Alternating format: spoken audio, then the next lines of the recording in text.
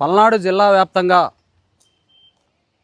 Private schools కాలేజీలు పుట్టగొడుగుల్లా వెలుస్తూ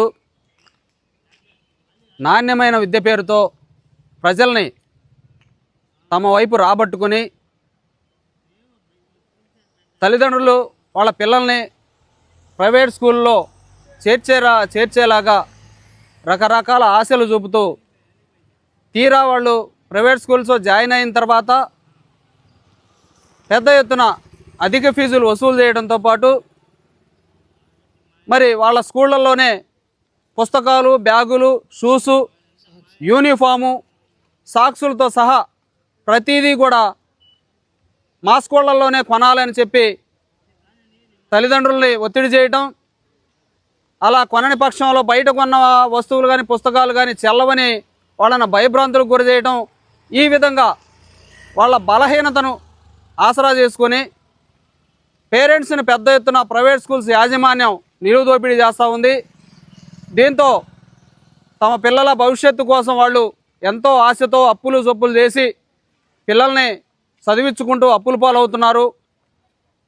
LKG నుండి మొదలుకొని 10th క్లాస్ వరకు వచ్చేసరికి తల్లిదండ్రులు పూర్తిగా అప్పుల పాలయ్యి పిల్లలను ఉన్నత చదువులు చదివేయాలంటే చదివించుకోలేని పరిస్థితుల్లోకి నెట్టబడుతున్నారు.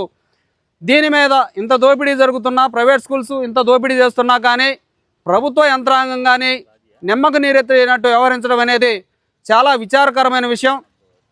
దీని మీద జిల్లా కలెక్టర్ గారు స్పందించి పల్నాడు జిల్లా వ్యాప్తంగా జరుగుతున్నటువంటి విద్యా వ్యాపారాన్ని అరికట్టాలని, ఇప్పటికే ప్రభుత్వం కూడా ప్రభుత్వ నిబంధనలు అనేవి ప్రైవేట్ స్కూళ్ళల్లో ఎక్కడా కూడా పుస్తకాలు, బ్యాగులు, అలాగే సాక్సు లేకపోతే యూనిఫామ్ ఇలాంటి అమ్మడానికి వీల్లేదని చెప్పి నిబంధనలు చెబుతున్నప్పటికీ ప్రైవేట్ స్కూల్స్ యాజమాన్యం ఇవేమీ పట్టినట్లు వ్యవహరిస్తున్నారు.